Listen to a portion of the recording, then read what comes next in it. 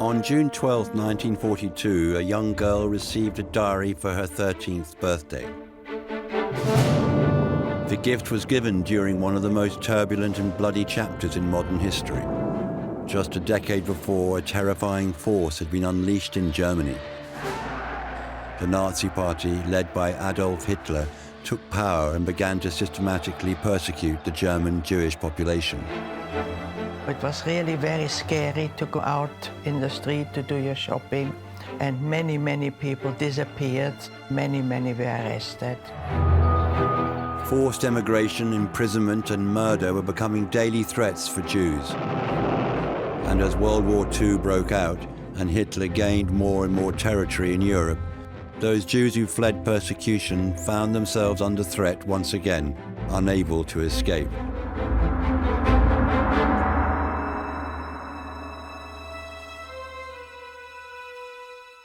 After several weeks and months, the measures against the Jewish population started to bite.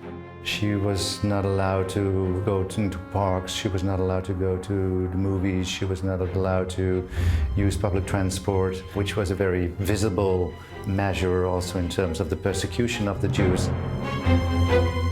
The girl in receipt of the diary was Anne Frank, a young German Jew who had fled with her family from Frankfurt in 1933, but now found herself trapped in occupied Amsterdam.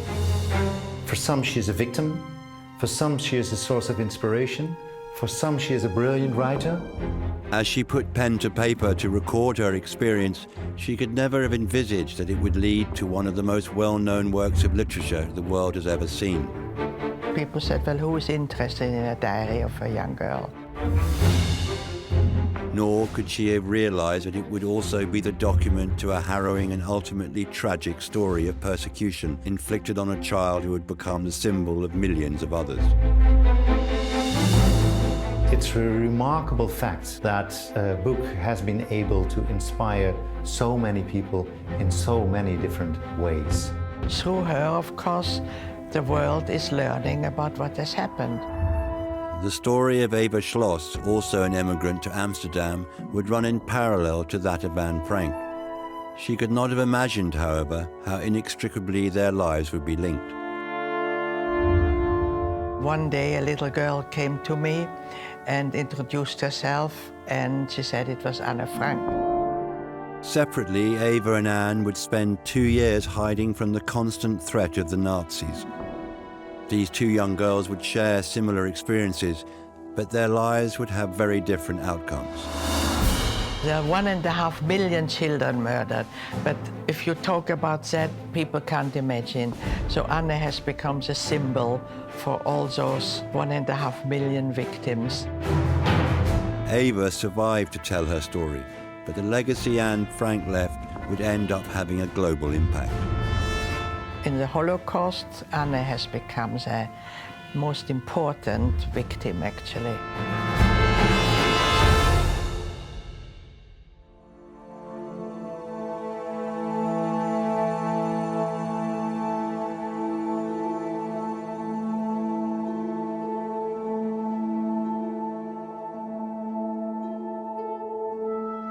Anne was born to a German Jewish family. Her father's family had lived in Frankfurt for 7 generations. They were very culturalized. They were very settled in Frankfurt. Her mother was Edith Hollander, also from a Jewish family. Anne's father was Otto Frank, 7th generation German Jew, who had actually fought in the First World War and been decorated with the Iron Cross. 3 years before Anne was born, her sister Margot was born. Anne was born on the 12th of June, 1929. She was a pretty normal girl growing up in a German family. The lives were very much like kids live their lives today, playing in the street, going to birthday parties, a very normal childhood. In 1933, the Nazi Party seized power in Germany. Hitler's anti-Semitism meant that Jewish persecution was implemented immediately. and the very normal childhood experience by Anne and thousands of other Jewish children in Germany would be changed forever. She came with a family to the Netherlands in the beginning of 1934. The Nuremberg laws were introduced, and life became increasingly difficult for German Jewish families. All books of Jewish authors are ordered burned in the public squares. Authors, scientists, artists are driven from Germany. 1,600 have fled to Holland, 12,000 to France, 1,200 to Spain, 3,000 to Czechoslovakia. The Franks chose to move to Holland, and in 1934 arrived in Amsterdam. Otto knew people in the city and went originally himself to see if he could find work, start a business, which he did. Anne and Margot both enrolled in Dutch schools and both seemed to adapt well to life in Amsterdam. Basically, she was raised as a Dutch girl in the 30s, went to school. She was fond of reading. She read a lot of books. She was actually quite precocious, though, for a 13-year-old, and quite self-absorbed.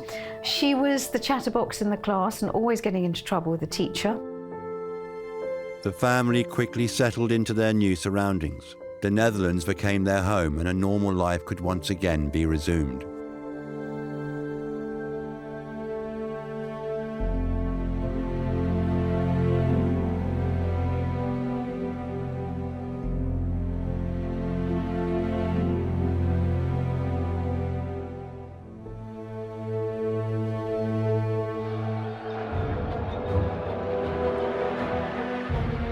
Throughout the 1930s, Hitler made several territory gains in Europe, one being the Anschluss in Austria in 1938.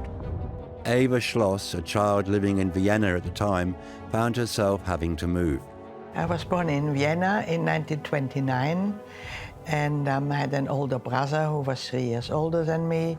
We were a very happy family there, and all this ended up abruptly when the Nazis came in, and we were lucky enough to be able to get out in time.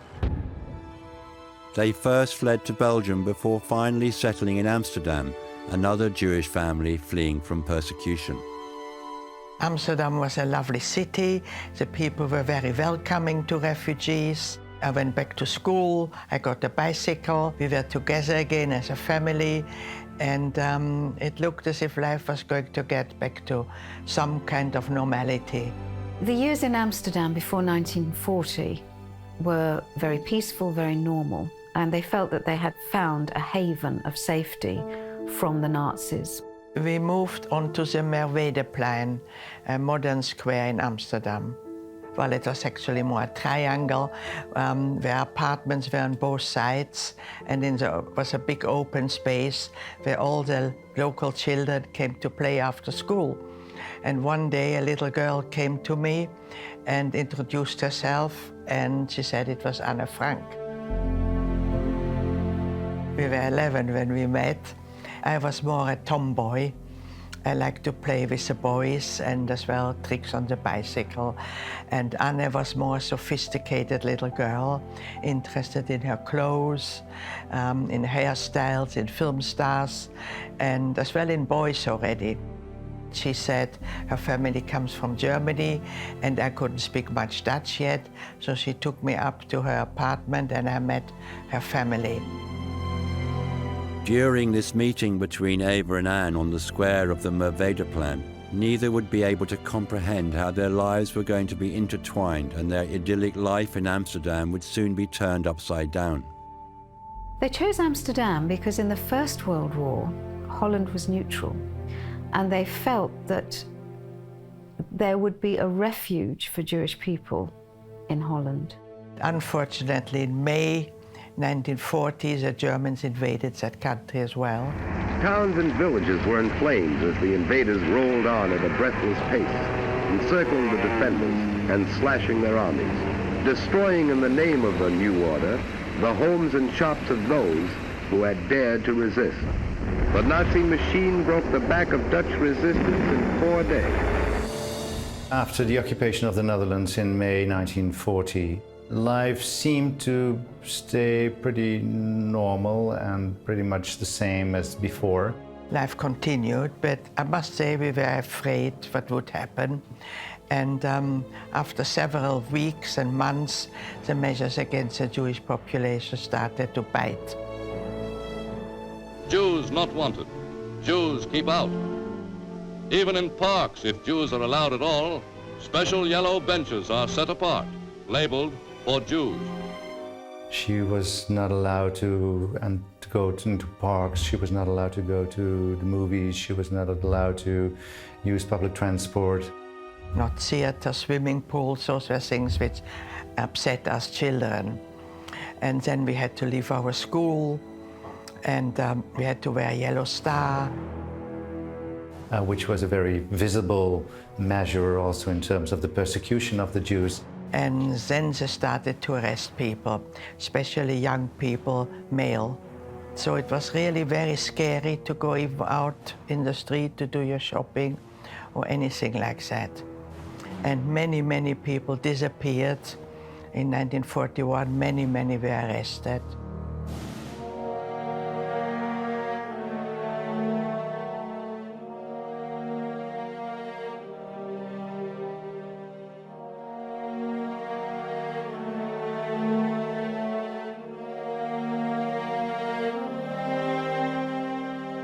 The turmoil and persecution faced by the Jews in Amsterdam was beginning to become unbearable, but it would be a letter sent to all Jewish youths which would decide the fates of both Anne and Eva. After 2 years, in July 1942, about 10,000 young people got a call-up notice to be deported to Germany to work in German factories. My brother Heinz, who was 16 at the time, and Anne's sister Margot, and many, many others of their friends got this call-up notice.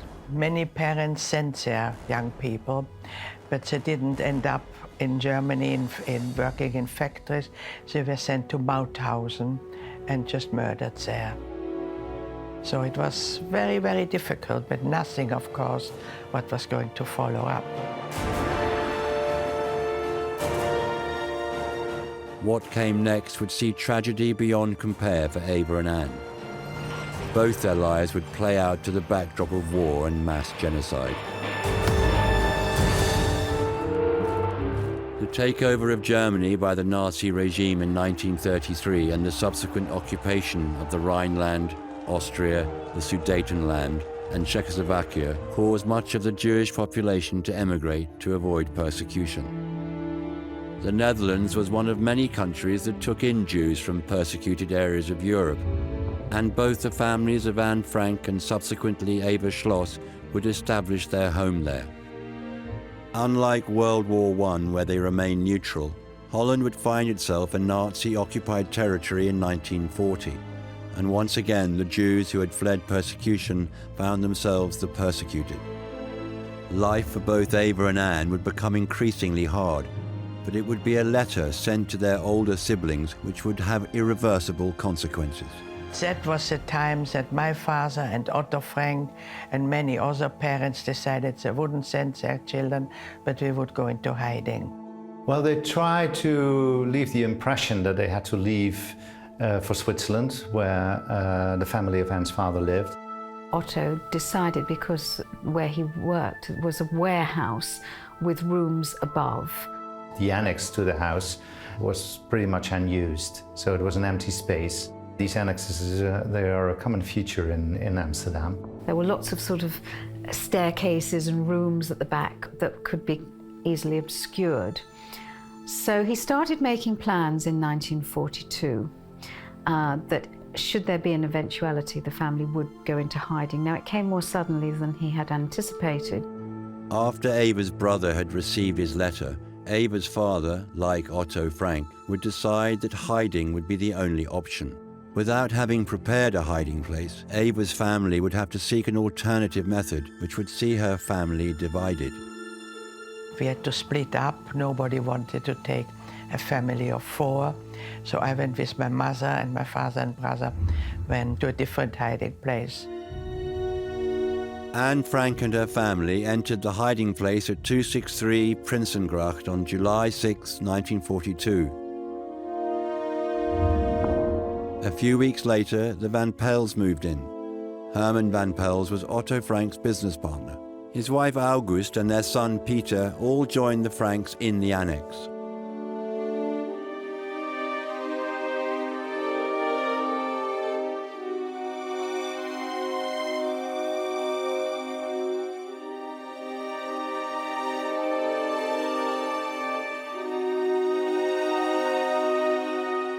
The last person to enter the annex was Fritz Pfeffer, a dentist from Berlin who emigrated to the Netherlands after the Kristallnacht in 1938.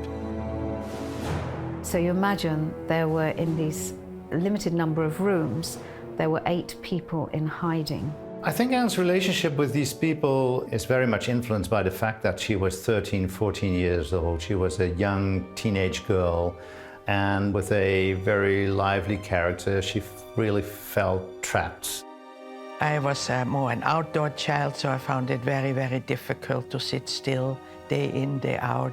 Missed my father and my brother and my friends. So I think the strive for freedom is very much dominant in the diary.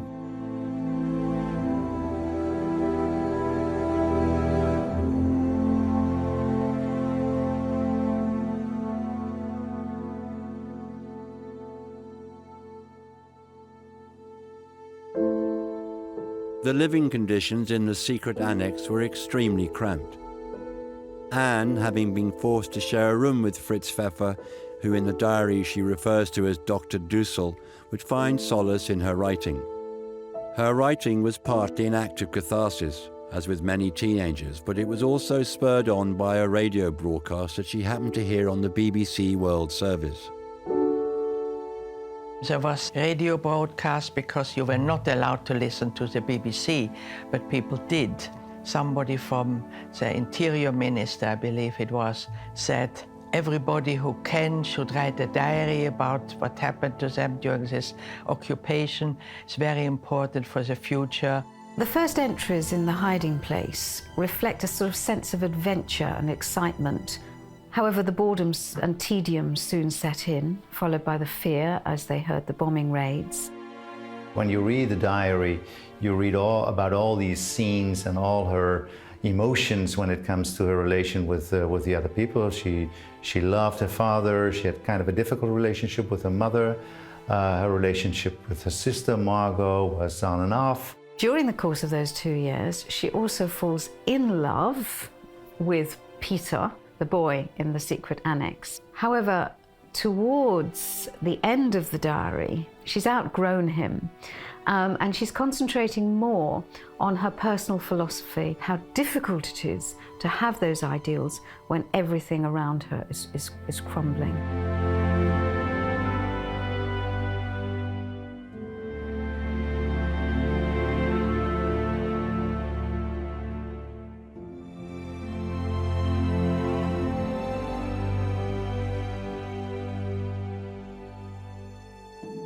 The Germans made house searches in the apartments because they really wanted to catch every Jew. So we had a hiding place within the hiding place. The people from the resistance came and built hiding places where we could go when they came at night to search for us. Otto had secured a loyal group of his workforce to aid the Franks in hiding. They were Miep Gies, the office administrator, Jo Kleiman and Victor Kugler, the office managers, and Otto's secretary, Bep Voskiel. Well, the 4 employees of Otto Frank enabled them to stay here for 25 months. They provided them with food, with drinks, with books, very important for Anne. To look after 8 people for over 2 years was an incredible burden of responsibility. They made a choice to risk their own lives in order to save that of others. Throughout their time in the annex, the 8 of them would often tune in to radio broadcasts to listen to the progress of the war. They were heartened to learn that on June 6, 1944, the Allied forces had landed in Normandy. More than 800,000 Allied troops entered occupied France by the end of June. which along with the Russian forces to the east would create a two-front war for the Nazis. This was the beginning of the end of World War II.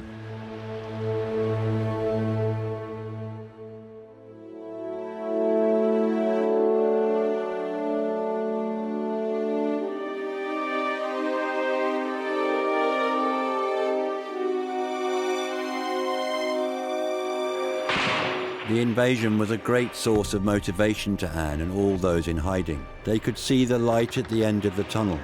Otto would listen for news of the advancement and plot it on a small map of Normandy hung on the wall of the annex. Eva, however, would not hear of the Normandy landings and Allied advancement, as she and her mother Elfriede, along with her father and her brother Heinz, had been betrayed and captured in May 1944. After 2 years, we were betrayed by a Dutch nurse who pretended she was a member of the resistance, but she was really working with the Nazis. Unlike Eva Schloss and her family, it would be and continue to be to this day a complete mystery as to the identity of the person who betrayed the Frank family. It was a telephone call in the morning of August the 4th, 1944, where they said that it was a woman's voice which said that there were Jews hidden in 263 Prinsengracht. The Franks, the Van Pels and Fritz Pfeffer were all getting along with their restricted daily routine when the Dutch police and a Gestapo officer, Karl Silverbauer, entered the office and asked the staff at gunpoint to open the bookcase. They knew from the anonymous tip-off exactly what was going on in the building. They went up to the annex and all were arrested, including 2 of their helpers, Jo Kleiman and Victor Kugler. Miep Gies had managed to evade arrest. She knew that the authorities would soon be coming to clear the annex, so managed to rescue what she could. It was then she found Anne's diary. Knowing that Anne was a budding writer, she placed it safely in her desk drawer. It was there the diary remained, lying dormant, waiting to be reunited with its owner. Eva's capture had happened on May 11, 1944, her 15th birthday. They were settling down to breakfast when there was a knock at the door. The Gestapo barged in and arrested Eva and her mother and took them to the Gestapo headquarters. We were first sent to Westerbork, which was a holding camp, and we were immediately put on a list and transported to Auschwitz. It was in Auschwitz where Eva and her family would be kept for the duration of the war. After their capture in June, the Frank family would follow Eva's route to Westerbork work camp in the Netherlands and then east to Auschwitz. Anne and Margot were transported to Bergen-Belsen. There was no food, it was pretty much abandoned. It was riddled with disease. So you imagine the combination of despair, of cold, of starvation and disease. It was pretty impossible to survive Bergen-Belsen. Anne and Margot's health deteriorated rapidly in Bergen-Belsen. In March 1945, a typhus epidemic swept through the camp, and although there are no records, it is this which is believed to have killed firstly Margot Frank, and then 2 days later, Anne Frank. The real tragedy lies in that just a few weeks later, Bergen-Belsen would be liberated by British forces. Despite German attempts to cover up, we found these in the open field. Clear-cut evidence of beatings and outright murder was on every hand. Nameless victims were numbered for records which the Germans destroyed. This was Bergen-Belsen. Eva and her mother Elfriede, along with Otto Frank, all of whom were still in Auschwitz, would each find themselves seeing out the final days and felt the relief as the Russian troops liberated the camp. All 3 would not foresee at that time how inexplicably their lives would become linked, not to just each other, but to Anne Frank and the legacy she would leave. The lives and experience of Anne Frank and Eva Schloss had mirrored one another throughout the Nazi occupation of the Netherlands. Both had been forced to hide, and both had been betrayed, captured and sent to concentration camps. This is where the similarities end, however, as Anne Frank, along with her sister Margot, tragically perished in Bergen-Belsen just weeks before the liberation. Despite the death of her father Erich and brother Heinz, Eva and her mother both managed to survive the horrors of Auschwitz along with Otto Frank, Anne's father. As the Allied troops advanced from the west and from the east, World War II drew to a close. We were liberated by the Russians in 27th of January 1945. And Otto Frank was liberated with us in Auschwitz, and he did the same journey as we did. We saw him several times, but there were several hundred of people. It took him 5 months to get back to Amsterdam. And the Germans were fighting very, very hard in Poland. So the Russians took us away from Auschwitz, and the only way we could travel was eastward, always in cattle trucks, till we ended up in Odessa. And there we waited for the end of the war. And we were, of course, very anxious to get back to Amsterdam. And in Odessa, we waited for a troop transport ship to come, which came eventually, and then we went to Marseille, and then all the way up through France to Belgium, and eventually back into Amsterdam. So from end of January till June, we were all the time traveling, really. Otto knew that his wife Edith had passed away, but he still believed there was some hope for his 2 daughters, Anne and Margot. But he didn't know about his 2 girls. So he always said he had great hope that they would be alive. And we, of course, as well, my father and brother. Eva, her mother, Otto Frank, and hundreds of others would sail from Odessa in the Ukraine to Marseille in southern France. From Marseille, they traveled north back to Amsterdam. They arrived in Amsterdam in June 1945, 6 months after they were liberated from Auschwitz. The Amsterdam they came back to was not the same place they had left the previous year. The threat of the Nazis was no longer there, but their occupation had taken its toll. It had suffered a lot, of course. The last year was the hunger winter, because the Germans took everything the Dutch produced to feed their own people. And many, many thousands of Dutch people perished from starvation. So we were not well received, actually. Not because they didn't want us to come back, but because they had suffered and they didn't really know what to do with more people who needed help. Returning to Amsterdam, Otto Frank found that his family home in the Meveda plan was no longer available. He couldn't move back in his own apartment because other people had moved in. He had nowhere to go. Survivors came back. It was like arriving here from another planet. So Otto moved in with Miep Gies, who was one of the helpers. It was still around the corner from the Meveda plan. Eva and her mother, however, found that their apartment was still there for them to move into. We were lucky we were able to get into our own apartment, because when we came to Amsterdam, it was a furnished apartment belonging to a Christian, and she gave it back to us. And we waited for news of our family. Finding refuge with Miep Gies, Otto Frank was still unaware of the fate of his daughters. The thought of being reunited with them kept his hopes alive. So he went to the central station every day, where people arrived from wherever they had been and whatever camp they had been, in order to look for them, in order to know about their fates or about their whereabouts. And he came to visit everybody who was connected with Anne or Margot, and to try to find out if they knew anything. There were lists of people who were in different camps. He appealed in a newspaper for news of his daughters, and we still have that advertisement. And then he was introduced to 2 women who were in Bergen-Belsen, in the same barrack as the Frank girls. Otto Frank came to tell us as well that he had heard that both his girls had perished in Bergen-Belsen.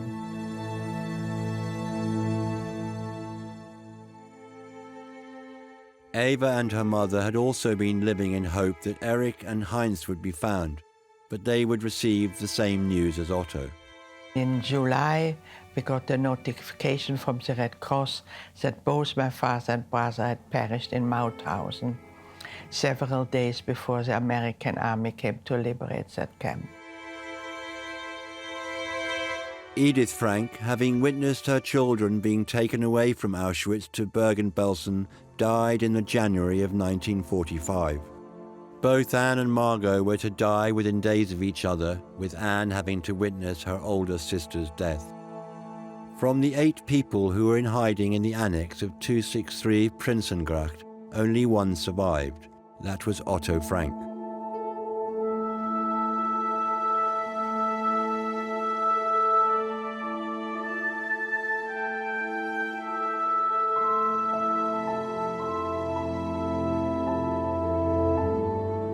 When he came first to tell us that the girls had died, he looked as if he couldn't carry on with his life.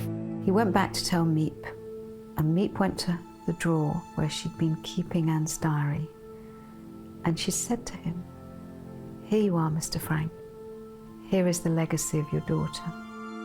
She went into the secret annex after those who were in hiding were captured and taken away from here, and she managed to save lots of the diary papers. Miep knew that within a couple of days everything would be taken away.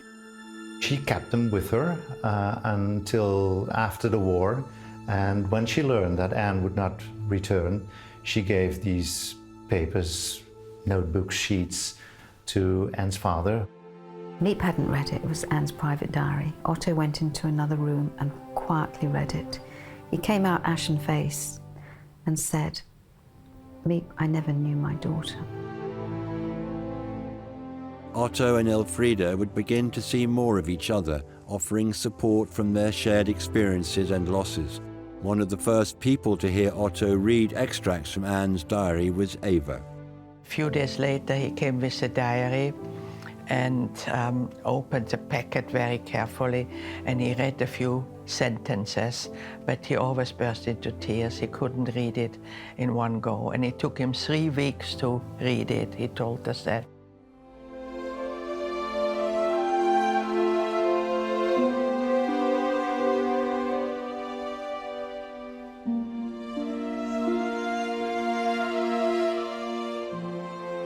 He agonized for a long time as to whether he should publish it. She wanted to be a writer. She wanted to be a published writer.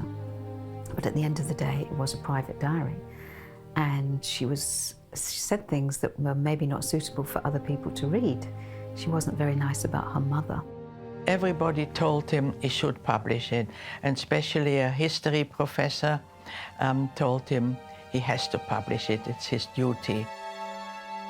Otto was paying more and more visits to Eva and her mother.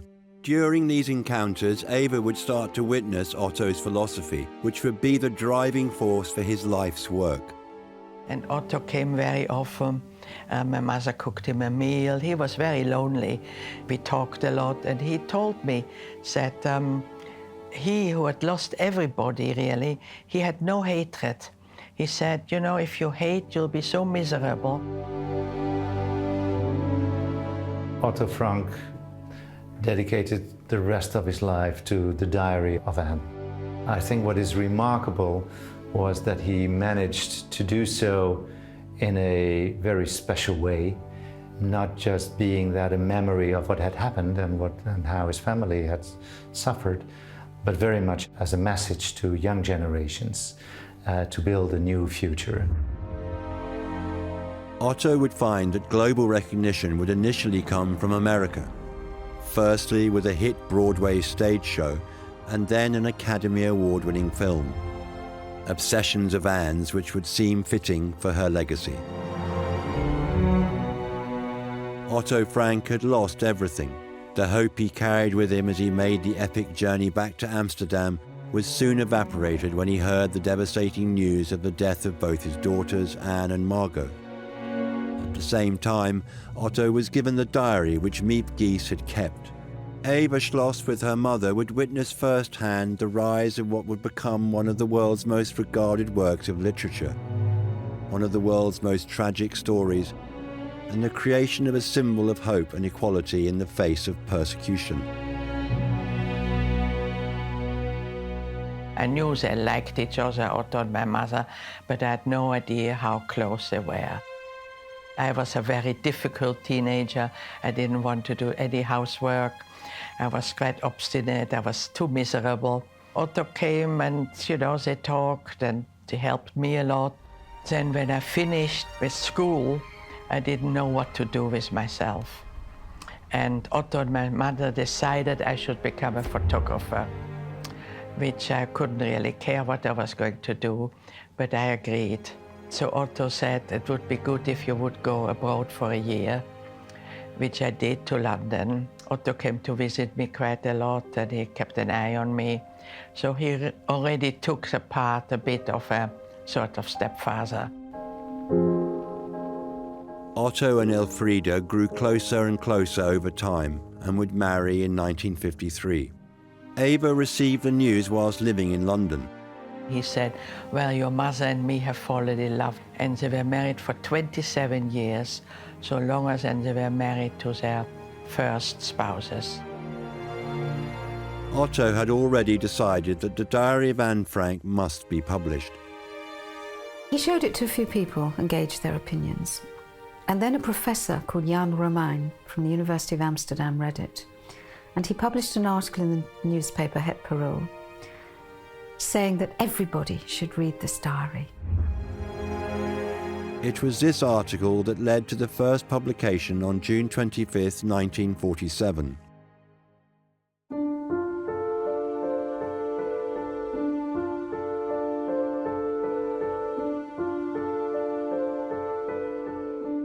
A third of the diary was actually taken out, removed for two reasons. First of all, Otto wanted to preserve the memory of his late wife and the others in hiding from some of the not quite nice things Anne said about them. But also, the publishing company itself deemed some of the things that Anne wrote about as unsuitable. When the diary was first published, it had not such a great impact. It was very much a book like many other books that dealt with the occupation of the Netherlands. When the Dutch book came out, he gave it to everybody who had known Anne. He was very, very generous, of course, with it. He wanted everybody to read it. And it was published in a time that people focused on the future. They wanted to forget about what happened here between 1940 and 1945. They had suffered a lot, and people wanted to forget about it. In Europe, people didn't really want to talk about what had happened, about Auschwitz or anything like that. But of course, the diary is not really about this. So only after the mid-50s, the diary became a great success. It came out then in 1952 in America. Great difficulty finding an American publisher as well, because people said, well, who is interested in a diary of a young girl? The publisher who picked it up in America was Doubleday. They had taken a risk as no one really knew whether there would be any interest in it. It took an article by the novelist Meyer Levine to really popularize the book. Meyer Levine became a friend of Otto and who loved the diary. He wrote a big article in the New York Times, how wonderful it was, and it became an immediate bestseller in America. The stage play was dramatized by Francis Goodrich and Albert Hackett and opened in the Court Theatre on Broadway on October 5th, 1955. Anne was played by Susan Strasberg. The production grew and grew in popularity, which was helped in part by the attendance of many Hollywood stars of the time. Eva witnessed its instant success. The play was a great success in New York first, and in London, then it was translated, it was in Germany. Then a film was being made.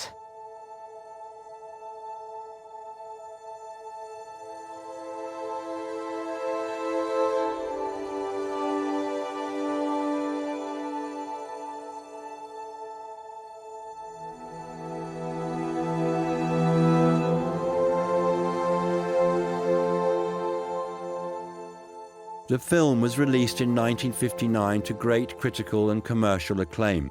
It was directed by George Stevens, and the screenplay was written also by Goodrich and Hackett. The lead of Anne Frank was played by Millie Perkins. However, it was Shelley Winters who won an Academy Award for her portrayal of August van Pels. The world wanted to know more about Anne Frank, and Otto was eager to tell her story and continue to spread her philosophy.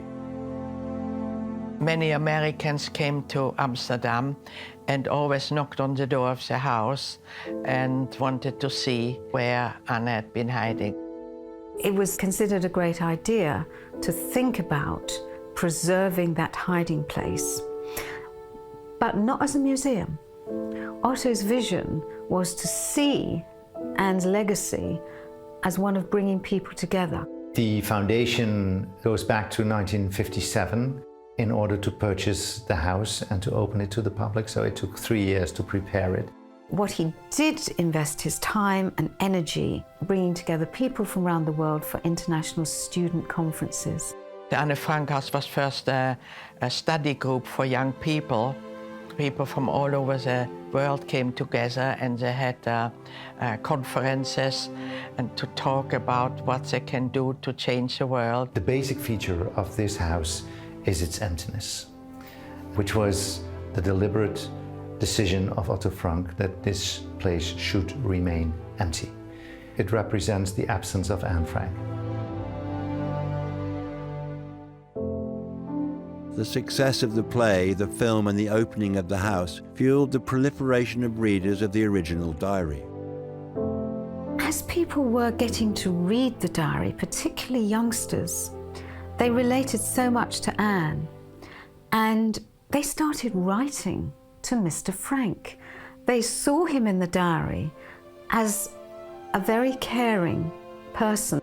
Having known Otto for 27 years, I can see, you know, he was really a humanitarian, and Anne, being 2 years cooped up with him, helped her a lot to become who she was.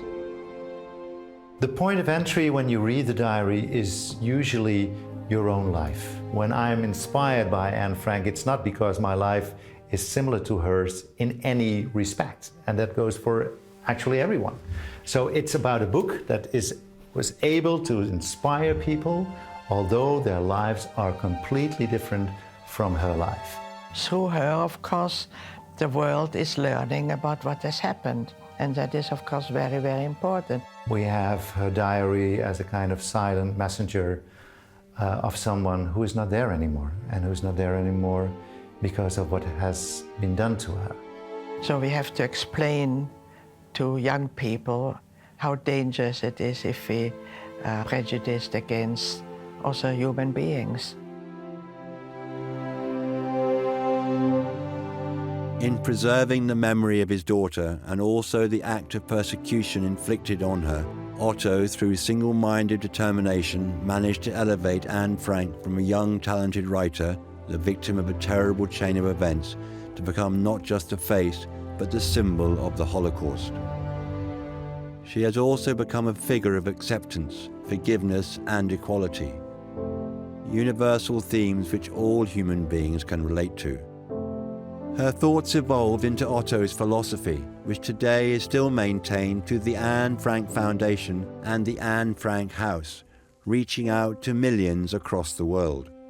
Behind the global popularity of her story is the diary of a young girl, an individual with her own aspirations and ideas, who happened to be caught in extraordinarily tragic circumstances.